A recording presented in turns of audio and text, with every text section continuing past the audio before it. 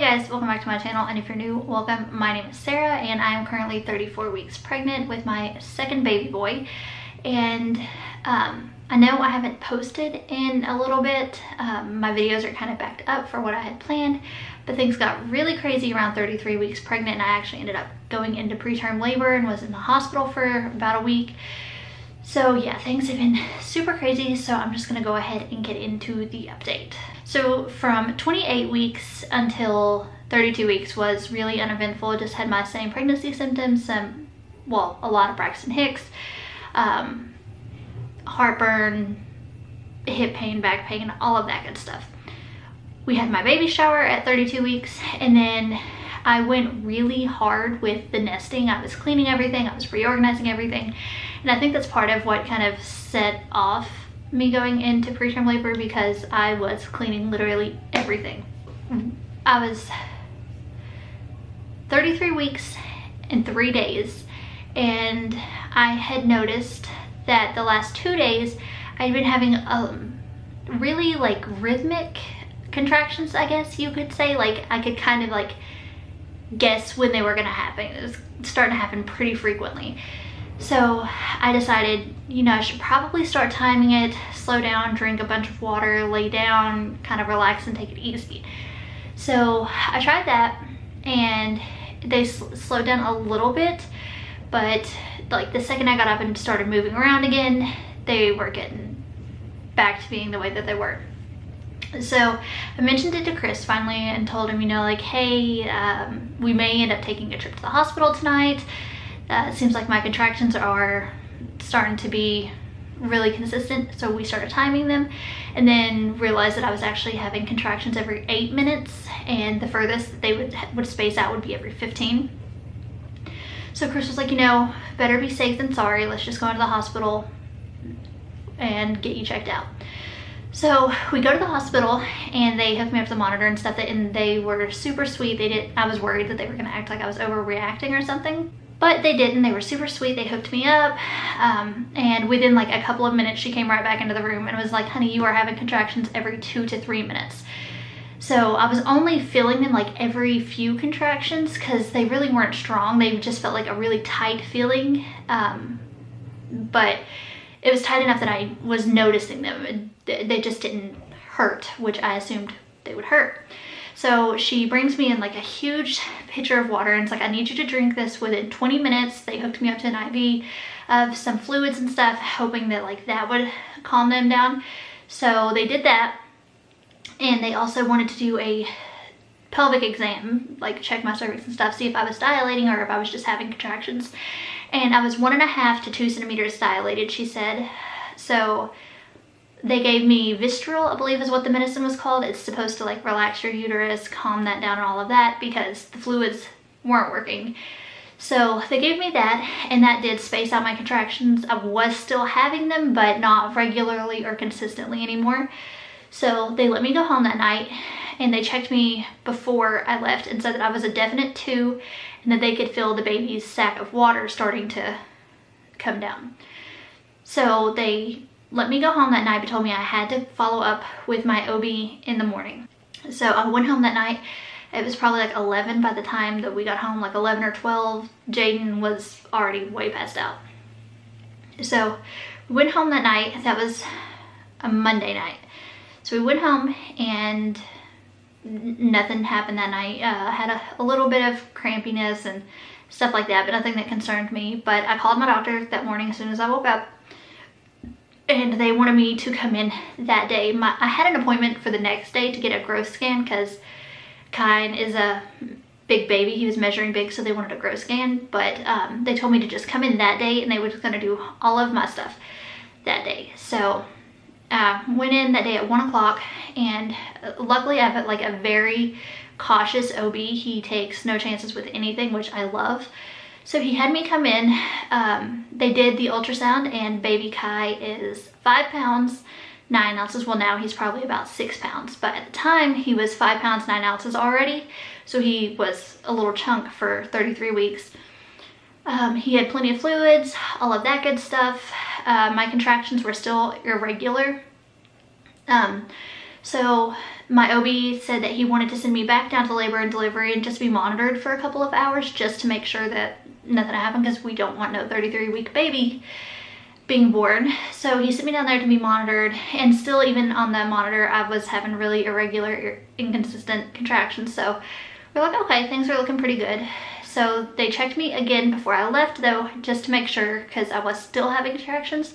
They just wanted to make sure that they weren't dilating me, and I was still at a 2. They said it was definitely not a 1.5 anymore, it was definitely a 2. So they sent me home, told me to watch for any blood, or anything like that, contractions coming back or anything like that, to come right back. So we go home, it was probably about 5 o'clock when we got home. We get back home and I just kind of hang around the house, take it easy. And then I got up and I went to the bathroom, and I had lost a lot of bloody mucus. I know that sounds really gross in TMI, but it's just what happened. And so I called my OB, and he told me that I needed to come back into the office, or not the office, the hospital. Come back in, get evaluated again, because my contractions were once again starting to pick back up. So I went back into the office that night. This is still Tuesday. So I went in and they hooked me back up to the monitors. I took a picture of this stuff. I'm not going to put it in the video, but I took a picture so I could show the OB exactly what I had lost. And he said it was definitely the bloody show that you lose before you go into active labor. So he was really concerned about that. So they decided they were just going to keep me that night, because my contractions were once again picking up. He was going to keep me, give me more Visceral, start me on steroids, and just monitor me. And if my contractions continued, then they were going to give me magnesium and send me over to a much bigger hospital that has a NICU unit, because my hospital is little and does not have a NICU unit. And they monitored me that night, and my contractions weren't painful or anything that night. They weren't super consistent, but they were getting closer together. But I was able to sleep really good that night. The Visceral definitely did its job that night. And then the next day, on Wednesday, I woke up, and probably I would say about 11 or 12, my contractions really started to pick up, and they started actually hurting, and I was needing to breathe through them. So they checked me again, and I was at a 4. So I had gone from 2 to 4 overnight. And at that point, my OB was like, okay, this baby could definitely very well be coming today or tomorrow, so we need to send you to a hospital that has a NICU.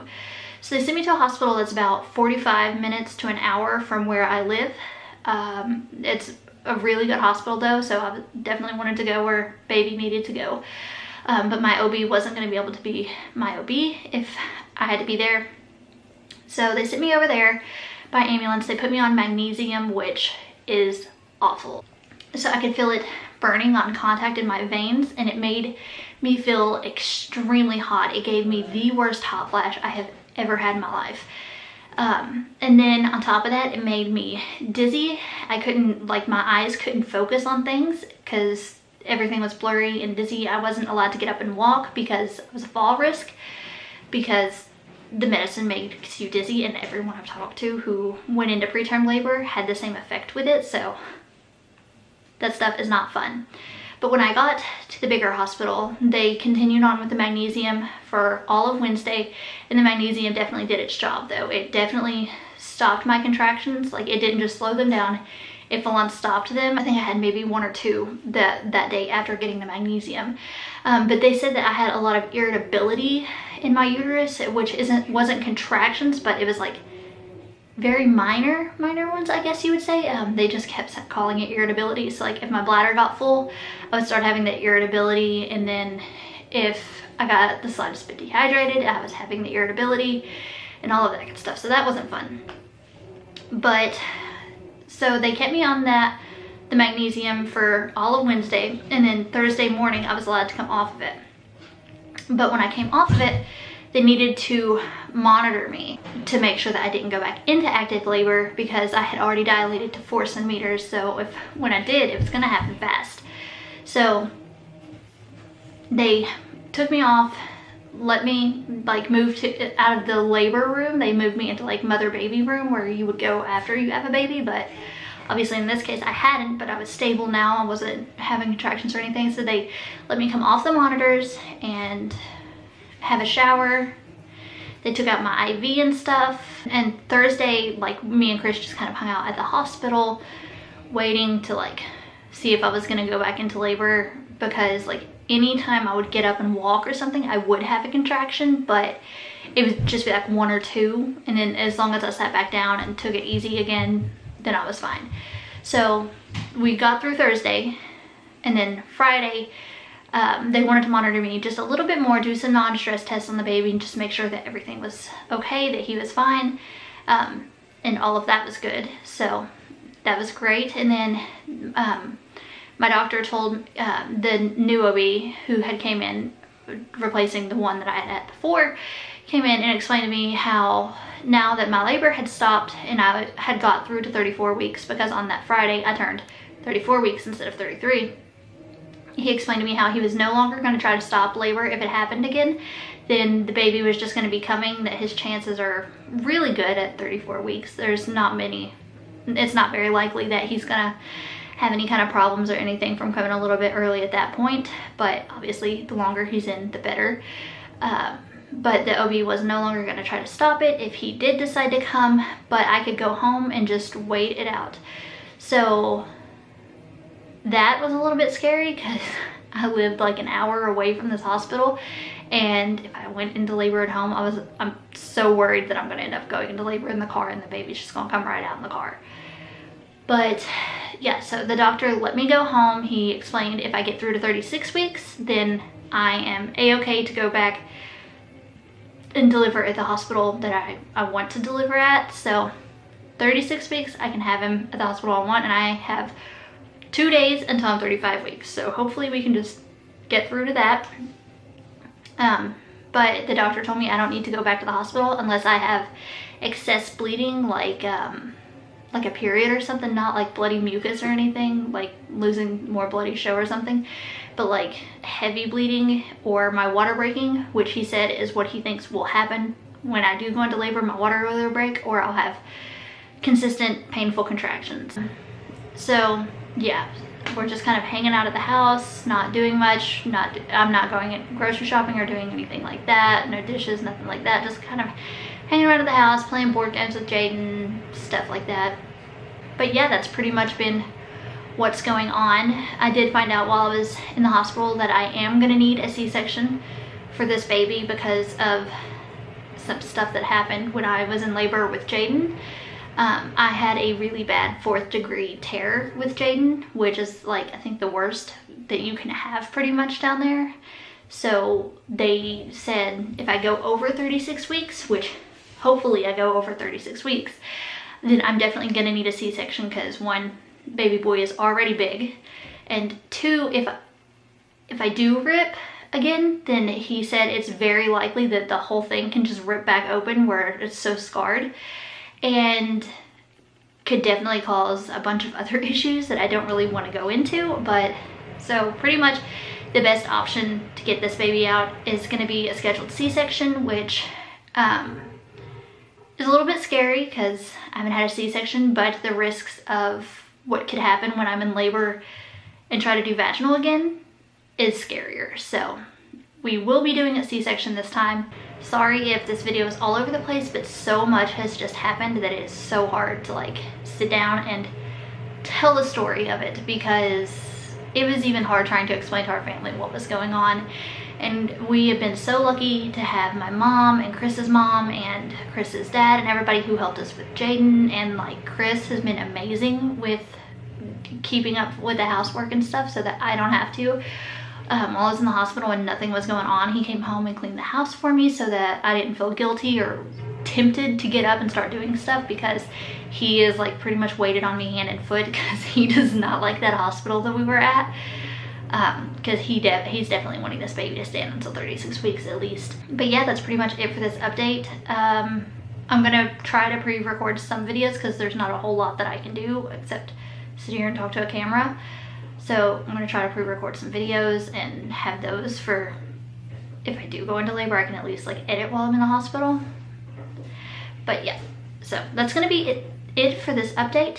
I'll show you guys my belly, but yeah, that's pretty much it. All right, guys, here is 34-week baby bump. He's fit. He feels like he weighs about 1,000 pounds. My belly feels so heavy. I'm definitely getting some more stretch marks. Whatever, what are you gonna do about it? Those are the least of my concerns right now.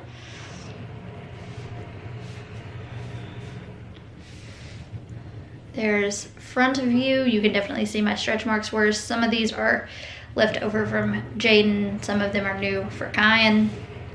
And then there's this side. All right, so that's it for this update. I hope you guys enjoyed, and if you like, please give it a thumbs up and subscribe, and I will see you in my next video. Bye.